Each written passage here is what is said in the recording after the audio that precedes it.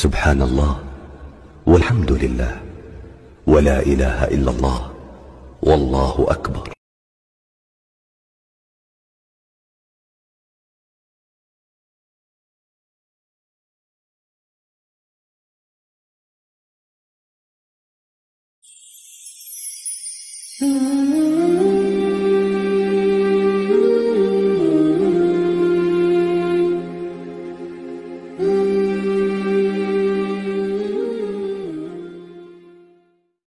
आऊज़ु बिल्लाहि मिनश्शैतानिर्रजीम बिस्मिल्लाहिर्रहमानिर्रहीम अल्हम्दुलिल्लाहि रब्बिल आलमीन व सल्लल्लाहु अला मुहम्मदिन व आला आलिहि तय्यबीन व ताहिरीन अल मासूमीन व लानतुल्लाहि अला अदाई मजमाइन अल्लाहुम्मा सल्लि अला मुहम्मदिन व आले मुहम्मद वज्जिल फ़रजहुम। मोहतरम नाज़रीन व सामीन, अस्सलामु अलैकुम। आज की नई वीडियो के साथ हाज़िर खिदमत हैं। मैं हूं अली रूहानी और आप देख रहे हैं हमारा ऑफिशियल यूट्यूब चैनल। मोहतरम नाज़रीन व सामीन, सबसे पहले तमाम आलम इस्लाम, तमाम आइमा तहार अलैहिस्सलातु वस्सलाम, बिलखसूस इमाम ज़मान जल्लल्लाहु ताला फ़र्ज शरीफ की खिदमत में रोज़े ग़दीर की मुबारकबाद पेश करते हैं। बिलाशुबा तारीख़ इस्लामी में इस रोज़ की अपनी एक ख़ास अहमियत है। बदकिस्मती से हमारे यहाँ ये जो दिन है या ये जो सकाफ़त इस्लामी का एक अज़ीमुल शान त्यौहार है, यानी कि यौम ग़दीर, रोज़े ग़दीर, जब रसूलुल्लाह सल्लल्लाहु अलैहि वसल्लम आक़ाए दो जहां ने अपने आखिरी हज के वापसी के मौके पर मकाम ग़दीर के ऊपर ऊँटों के पलानों का मिंबर बनवा के कुछ ऐलानात फरमाए, जिनमें सबसे मेन ऐलान था या जो वजह थी इस काफ़िला को रुकवा कर, चूँकि ग़दीर उस जगह पे आज भी जो लोग हुजाज कराम हैं जो ग़दीर वाला मुकाम देख के आते हैं, तो उस ज़माने में वो एक चौराहे की शक्ल इख्तियार की हुई थी उस बस्ती ने या उस जगह ने, कि जहाँ से मुख्तलिफ़ ममालिक की तरफ, मुख्तलिफ़ इलाक़ों की तरफ काफ़िले डिस्ट्रीब्यूट हो जाते थे, मुंतशर हो जाते थे। यमन वाले यमन की तरफ और इसी तरह इराक़ वाले इराक़ की तरफ, इस तरह करके वो उसकी अपनी एक अहमियत है। तो वापसी के ऊपर जनाब रसूलुल्लाह सल्लल्लाहु अलैहि वसल्लम ने यकमुश्त से काफ़िले को रुकवाया, और ये आप बारहा सुन चुके हैं, सारा वाक़या पढ़ भी चुके हैं, सुन भी चुके हैं कि काफ़िले को रुकवा कर, और उसकी जो वजह बनी है वो सूरह मुबारका अल-माइदा की वो आयत बनी कि जिसमें इरशाद रब्बुल इज़्ज़त हुआ कि या रसूल सल्लल्लाहु अलैहि वसल्लम, आप इस हुक्म को पहुँचा दें जो आपके परवरदिगार की तरफ से नाज़िल किया गया है, और अगर आपने ऐसा नहीं किया तो गोया पैगाम रिसालत जो है वो नहीं पहुँचा, और अल्लाह ताला यकीनन आपको लोगों के शर से महफूज रखेगा। मुफस्सिरीन ने इस आयत की तफसीर में इसके शान नज़ूल के बारे में जो लिखा वो सब के सामने आया है कि ये वही आयत मुबारक है कि जिसके फ़ौरी बाद ज़बान रिसालत सल्लल्लाहु अलैहि वसल्लम से ऐलान हुआ कि काफ़िले को रोक दिया जाए, आगे बढ़ जाने वालों को पीछे वापस बुलाया जाए, और कमो बेश मुख्तलिफ़ रवायात, शिया सुन्नी रवायात के मुताबिक तकरीबन 1,24,000 से ज़ायद सहाबा का वो इज्तिमा था कि जिसमें ये ऐलान वलायत किया गया। और इसकी जो इस वाक़या की जो मेन हाईलाइट थी वो यही थी, यानी हुज्जतुल वदा के ऊपर आप सारा अपना खुतबा मुकम्मल कर दिया, आपने जो एक चार्टर दिया एक इंसानियत का, जो एक क़यामत तक रहने वाली मिशल रोशन की इंसानियत के लिए, वो उस खुतबा में आप पढ़ सकते हैं कि जनाब रसूलुल्लाह माब सल्लल्लाहु अलैहि वसल्लम ने एक मुसलमान की दूसरे मुसलमान के ऊपर इज़्ज़त, जान, माल, खून को हराम करार दिया, और इसी तरह दूसरे मज़ाहिब के साथ कैसे रहना है, यानी अपनी कार रिसालत का जो एक ख़ुलासा आपने जो सम अप किया वो उस खुतबा में आपने किया। लेकिन यहाँ ग़दीर के मौके के ऊपर चूँकि ख़ास ऐलान कुदरत को मतलूब था, जिसके बारे में मुफस्सिरीन ने इस आयत की तफसीर और शान नज़ूल में लिखा कि रसालत माब सल्लल्लाहु अलैहि वसल्लम का इस आया मुबारका के नाज़िल होने के फ़ौरन बाद काफ़िले को रुकवा देना, और फिर ऊँटों के पलान का मिंबर बनवा कर, और उसमें सबसे पहले जो आपने यानी ऐलान फरमाया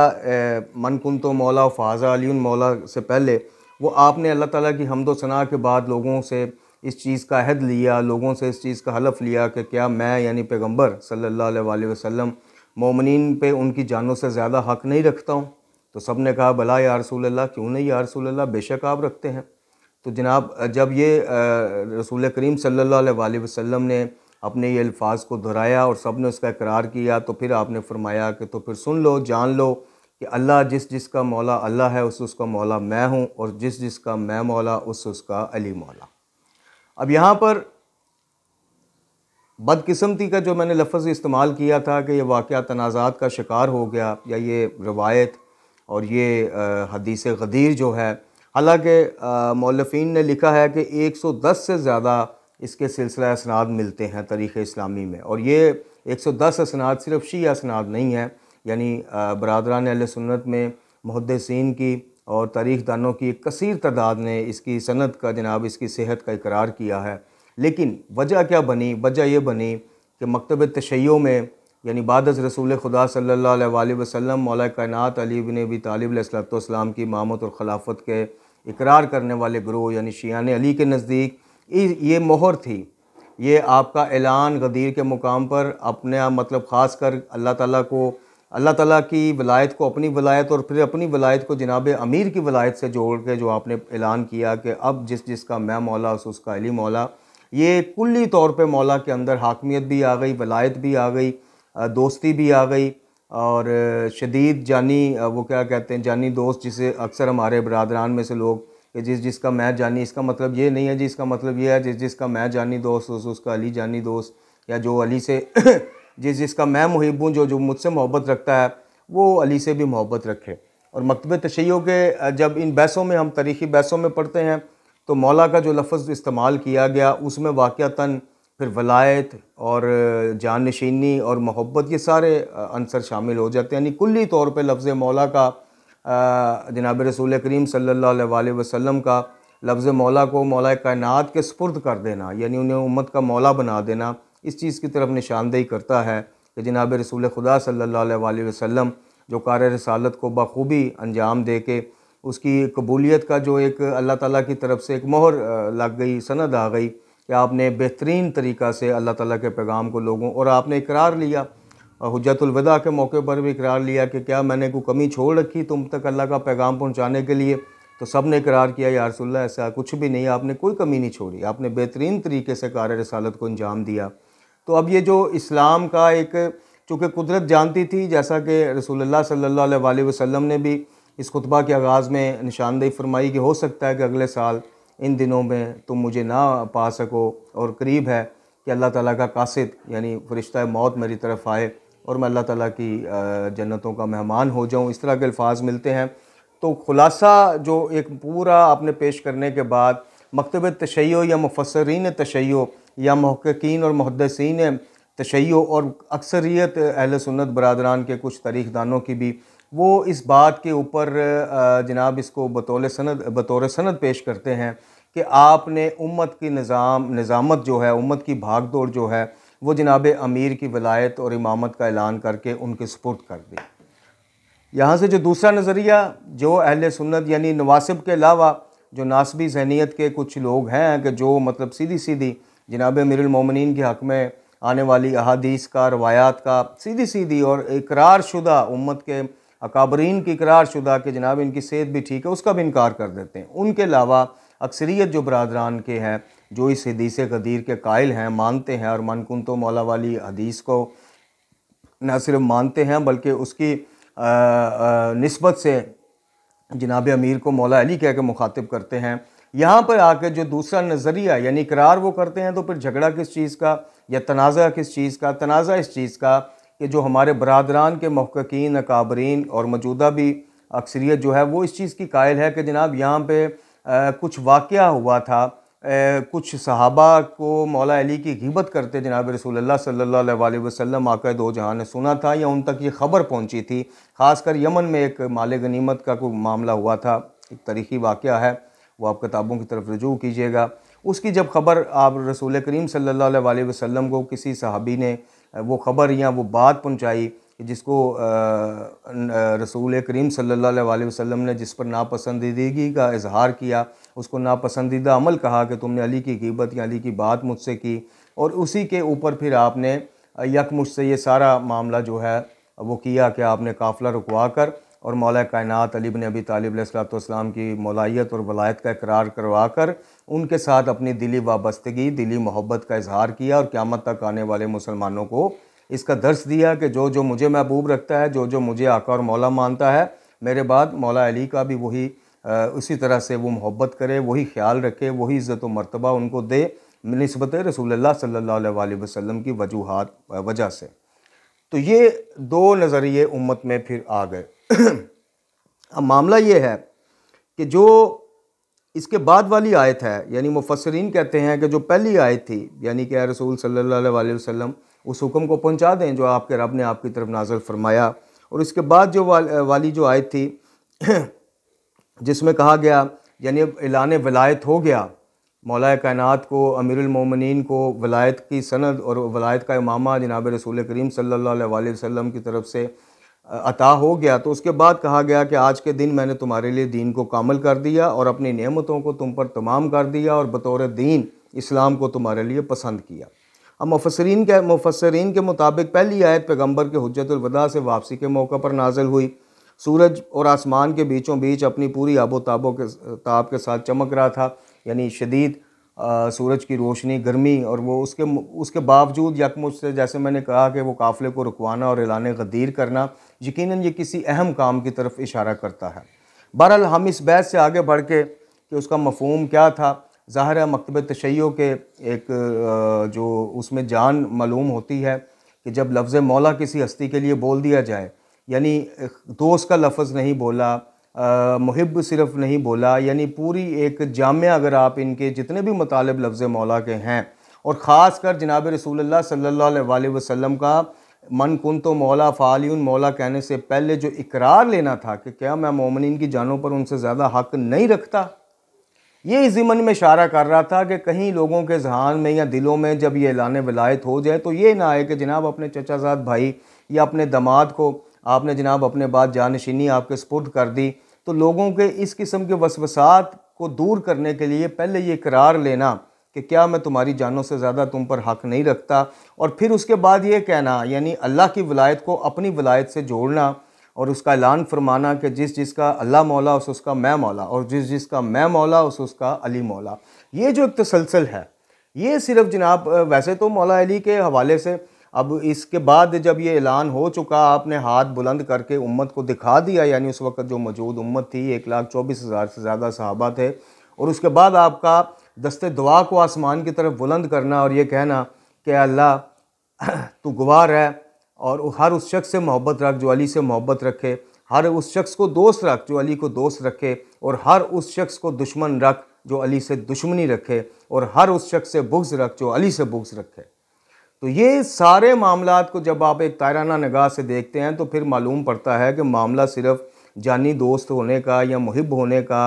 या अली से सिर्फ बुग़्ज़ ना रखो इतने ऐलान के ऊपर मामला नहीं था। ये पूरा एहतमाम और पूरा इंतज़ाम बता रहा है कि नबी खुदा सल्लल्लाहु अलैहि वसल्लम जो इस चीज़ को देख रहे थे और अल्लाह की तरफ से मुतला फरमा दिए गए थे कि यह आपका आखिरी हज होगा। उम्मत की भाग दौड़, उम्मत के मामलात की भाग दौड़, दीन इस्लाम और अहकाम शरीयत जो आज के दिन यानी 18 ज़ुल्हिज्जा को मुकम्मल हो गया था, उसके बाद में आने वाले मसाइल की भाग दौड़ जो है वो अपने बाद अपने एक जानशीन, अपने एक वसी के सुपुर्द कर रहे थे।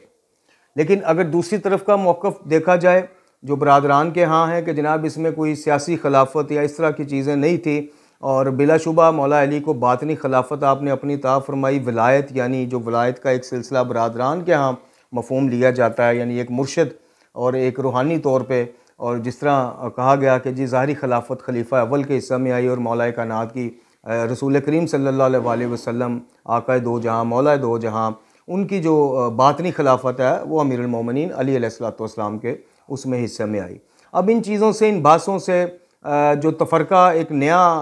खुसूसन सोशल मीडिया के इस दौर में उठाया जा रहा है कि कुछ लोग इसको बिद्दत करार दे रहे हैं, ये भी ज़्यादती है। कुछ लोग सिरे से इस वाक़या का इनकार कर रहे हैं जो खुलम खुला ज़्यादती है। मुहक़्क़ीन जानते हैं, आज भी इस्लाम की तारीख़ का मुताला करने वाले जानते हैं कि इस रोज़ की अपनी क्या अहमियत है और ये क्या वाक़या झूठा है, गढ़ा हुआ है या नहीं है। जैसे मैंने अर्ज़ की, तकरीबन 110 के करीब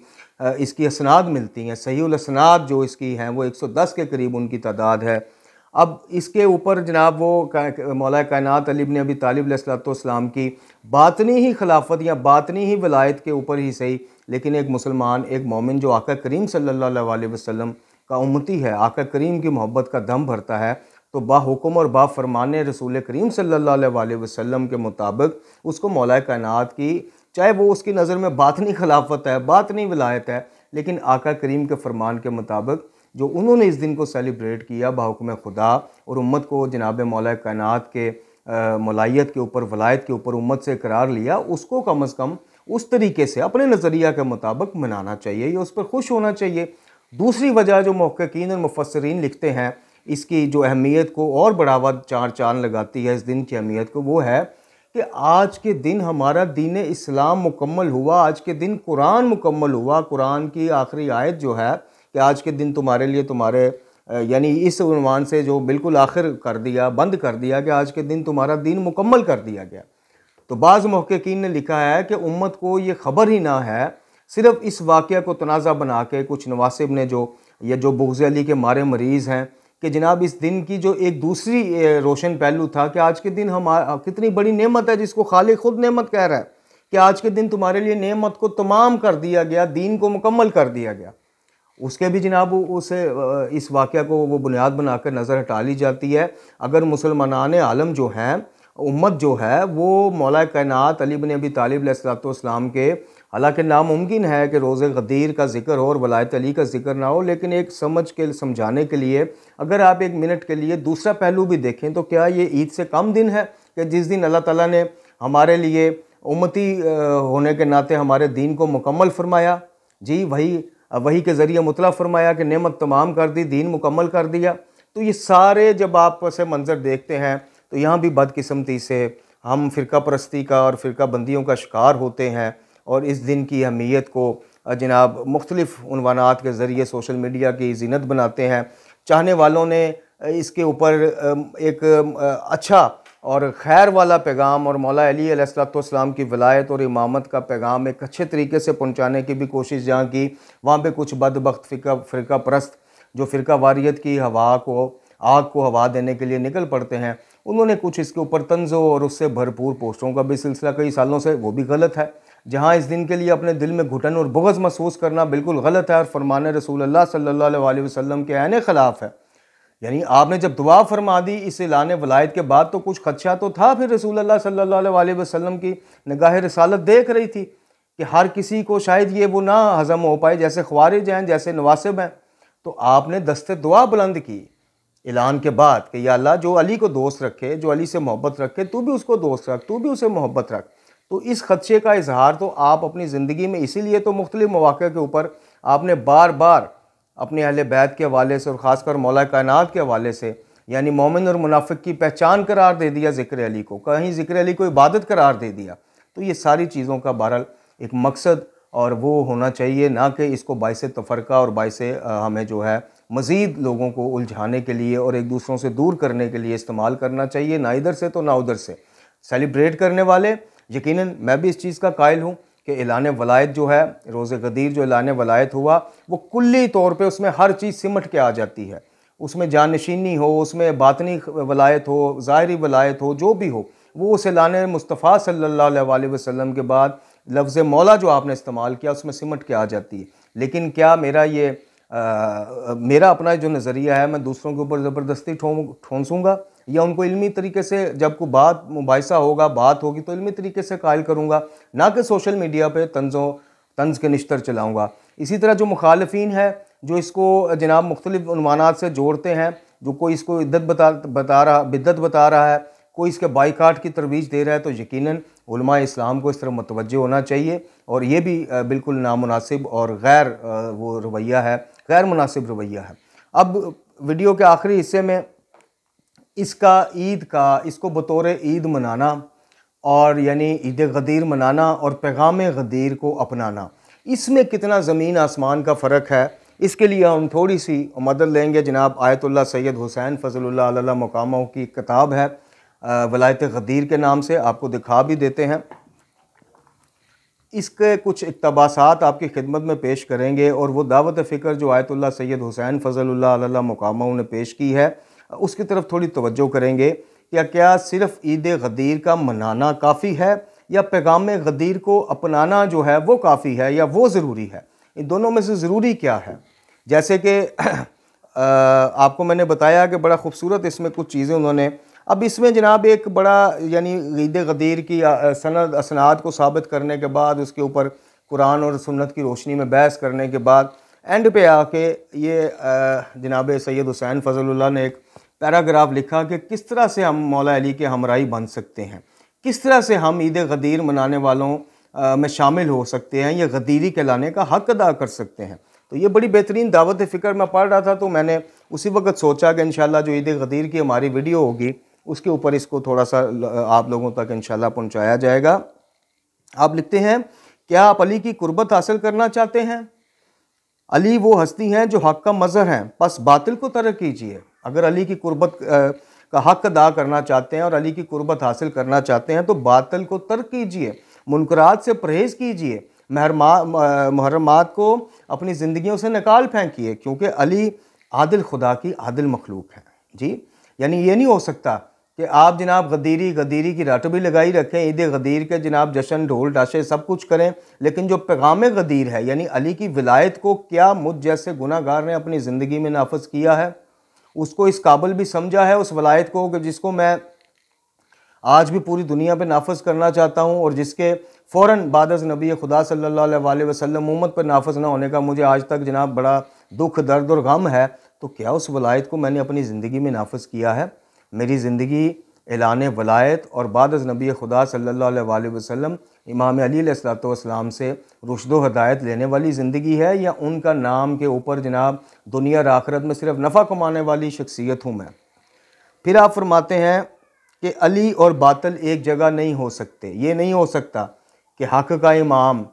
और इमामुल जो मुत्तकीन है, मुत्तकियों का इमाम वो और हक़ का इमाम और वो और बातिल चीज़ें एक जगह में इकट्ठी हो जाएं। तो बंदा मोमिन के ख़यालात और बंदा मोमिन के कल्ब में ये दोनों चीज़ें कैसी इकट्ठी हो सकती हैं? बंदा मोमिन की ज़िंदगी में ये दोनों चीज़ें कैसे इकट्ठी हो सकती हैं? ये नहीं हो सकता कुछ चीज़ों में मैं अली का पैरोकार, अली का शिया हूँ और अक्सरियती चीज़ों में मेरा मामला किसी और तरफ ही जा रहा है। यानी अब मैं लफ्ज़ नहीं बोलता, फिर लोग कहते हैं जी आपके लफाज सख्त होते हैं। तो ये थोड़ी सी काबिल गौर चीज़ें हैं। लिहाजा हमें चाहिए कि अली की ज़िंदगी में पाए जाने वाले हक़ को ज़हन में रखें ताकि उनकी हमराई और उनकी कुर्बत के असूल का सलीका सीख सकें। अली के नक्शे कदम पर चलना खुदा और इसके रसूल की राह पर गामज़न होना है। इमाम फरमाते हैं, मेरा और तुम्हारा मामला एक जैसा नहीं। मौला कायनात, ये उन्होंने कोट किया है नहजुल बलागा के खुतबा नंबर 134 से ये लाइन उन्होंने यहाँ पर लिखी है कि मेरा और तुम्हारा मामला एक जैसा नहीं है। मैं तुम्हें अल्लाह की रज़ा के लिए चाहता हूँ और तुम मुझे अपने ज़ाती फ़ायदों के लिए चाहते हो। सुभान अल्लाह। अब आप देख लीजिए कि हमारी इस चैनल के ऊपर जो दावत फ़िक्र है उसका जो निचोड़ है वो यही चीज़ हम आप तक पहुंचाना चाह रहे हैं कि अली को अगर हम मुश्किल कुशा मानते हैं, अली को जनाब हम वलायत तकवीनी के तहत सारे कायनात के इख्तियार हासिल होने का दावा करते हैं, अली को हम जनाब बतौर हलाल मुश्किलात और इमाम और जो भी हमने टाइटल और उन्वानात दिए हुए हैं ज़ुबानी तौर पर वो अपने फ़ायदों के लिए दिए हुए हैं। यानी किसी को दुनिया में माल, गाड़ी, बीवी, धन, दौलत, औलाद चाहिए तो मनते मांगता फिरता है, आपके गुण गाता फिरता है। कोई जनाब इस आस के ऊपर है कि फ़कत अली अली कहने वाला वली बन जाता है तो वो अली अली। किसी ने कहा जी अली की जब रसालत माब सल्लल्लाहु अलैहि वसल्लम ने तस्दीक कर दी कि अली का ज़िक्र इबादत है तो फिर हम अली अली हर वक्त, और ये ऐसी इबादत है इसके लिए वज़ू का होना भी शर्त नहीं है, तो हम जनाब हालत इबादत में होते हैं, हमें अहकामात इस्लाम से क्या लेना देना। तो ये सारी चीज़ें अली को मानने वालों की जो 99.9% मानने वाले हैं मौजूद हैं, उनके अपनी ज़ाती, और ये मैं नहीं कह रहा, ये मेरे मोमिनीन कह रहे हैं कि मैं तुम्हें अल्लाह के लिए और उसकी रज़ा के लिए चाहता हूँ, तुम्हारी भलाई चाहता हूँ, मैं चाहता हूँ तुम्हारी हिदायत हो जाए, तुम अल्लाह के करीब आ जाओ, लेकिन तुम्हारा मामला और है, तुम मुझे अपनी ज़ाती फ़ायदों के लिए चाहते हो। फिर आपका इरशाद है कि खुदा की कसम जब तक मुसलमानों के अमूर का नज़्म व नस्क जो है बरकरार रहेगा और सिर्फ मेरी ही ज़ात जुल्म जोर का निशाना बनती रहेगी, मैं खामोशी इख्तियार किए रहूँगा। खुतबा नंबर 72-73 से इक़्तिबास है। और यहाँ भी देखिए कि अली अपनी ज़ात का तारफ़ कि मुसलमानों का नस्म व नस्क जो है वो अली को अपनी ज़ात से ज़्यादा महबूब और प्यारा है। आज हमने इस फरमान से क्या सबक लिया है? हम तो उस नज़्म व नस्क और इस्तिहाद को तोड़ने के लिए जनाब दिन रात हमला आवर हो रहे हैं, बर्दाश्त हम में है नहीं है, और इल्मी दलाइल से हमारा जनाब खाना खाली होता जा रहा है, और हम जनाब तंज़ और इशारे कनायों में दूसरों के मुक़द्दसात की तौहीन करना और इन मामलात में उलझ पड़े हैं, तो अली अलैहिस्सलाम की ज़ात से हमने कितना सीरियस उनको लिया है। उस हद तक सीरियस लिया है कि जिस हद तक हमारी दुनियावी और माली ज़रूरियात पूरी हो जाएँ, हमें ये श्योरिटी मिल जाए कि इनके फ़ज़ाइल सुनने पढ़ने और इनका ज़िक्र करने से अहकामात इस्लाम हमसे हट गए, हमें जन्नतें पक्की मिल गई। अब हम जनाब अपनी मर्ज़ी का लाइफस्टाइल गुजारेंगे और आखिरत भी हमें अपनी मर्ज़ी की मिलेगी। अल्लाह अल्लाह तो खैर सल्ला। इस हद तक अली के हम शिया हैं, इस हद तक अली के हम चाहने वाले हैं, इस हद तक जनाब वो हमारे मौला हैं। लेकिन जहाँ बात इस्लाम के अहकामात के नाफिज करने की आ जाए तो वहाँ पे हम कहते हैं कि जनाब मौलवी ने डंडी मारी है, वो तो इतने सख्त है नहीं थे, फलाना। बहरहाल इस मुकाम पर ज़रा देर ठहर कर हमें सोचना चाहिए कि क्या हम मुसलमानों के दरमियान अमन व सुकून, सुलह व आश्ती के लिए काम कर रहे हैं, तफरका के लिए काम कर रहे हैं, या आए दिन इनके दरमियान फितना फसाद और बाहमी जंगो जदल का जो सामान है वो फराम कर रहे हैं और इस भड़कती हुई आग को मज़ीद हवा दे रहे हैं। अगर ऐसा है तो ये ना तो इस्लाम है और ना ही शीयत है। इस पर गौर कीजिएगा। फिर आप फरमाते हैं, क्या इमाम बाकर अलैहिस्सलाम का कौल नकल करते हैं कि क्या लोगों के लिए सिर्फ इतना कह देना काफ़ी है कि हम अली से मोहब्बत करते हैं और उनकी तबाह करते हैं, या फिर कोई अमल भी अंजाम ना दें और सिर्फ ज़ुबान से कहें कि हम अली से मोहब्बत करने वाले और उनकी ताअत करने वाले हैं, यानी उनको इमाम मानने वाले हैं? नहीं, खुदा की कसम नहीं, ये इमाम कह रहे हैं, कसम इमाम उठा रहे हैं। और इमाम मासूम है बकौल आपके मेरे, उनकी ज़बानें मासूम हैं। तो जब वो अल्लाह की कसम खा के कोई बात कर रहे हैं तो इसका मतलब है कि उसमें दिखावे की बात माज़अल्लाह नहीं है कि दिखावे के लिए और तो पीछे और, जो बात है वही है। आप फरमाते हैं क्या इतना कह देना काफ़ी है कि हम अली से मोहब्बत और उसकी इताअत करने वाले हैं और अमल भी अंजाम ना दें? नहीं, खुदा की कसम नहीं। जो कोई अल्लाह का इताअत गुजार हो, अब ये सुनिएगा, और उसी को अपना रब मानता हो और रसूलुल्लाह सल्लल्लाहु अलैहि वसल्लम और अहले बैत की अमल में इताअत करता हो, उनके अलावा शिया कहलाने का हकदार कोई नहीं है। ये मैं नहीं कह रहा, इमाम मासूम कह रहे हैं। अच्छा जी, फिर फरमाते हैं कि क्या कोई शख्स ये सोच सकता है कि वो कहे कि मैं रसूलुल्लाह से वलायत और मोहब्बत रखता हूँ और जबकि अमल में वो उनकी सुन्नत के मुखालिफ हो, यानी जो सुन्नतें उनको अपनाया ना हो, शैतानी रास्तों पर चल रहा हो और दावा ये करे कि मैं रसूलुल्लाह सल्लल्लाहु अलैहि वसल्लम से मोहब्बत करता हूँ? ऐसा नहीं हो सकता। यही मामला मौला अली अलैहिस्सलाम की विलायत और इमामत का इकरार करने वालों के लिए है कि ज़ुबानी कलामी अली के शिया, ज़ुबानी कलामी गदीर मनाने वाले और अमलन खुतवात शयातीन के पीछे चलने वाले अली के शिया नहीं हो सकते। इमाम बाकर अलैहिस्सलाम के इस फरमान पर हम जनाब वीडियो का अख्ताम करते हैं कि जो कोई खुदा से मोहब्बत करता है वो हमसे मोहब्बत करता है, और जो कोई खुदा का दुश्मन है वो हम अहले बैत का दुश्मन है। खुदा की कसम, खुदा की कसम, खुदा की कसम, हमारी वलायत, मोहब्बत और हमारी मवद्दत गुनाहों से परहेज़ के सिवा किसी और ज़रिया से हासिल नहीं हो सकती।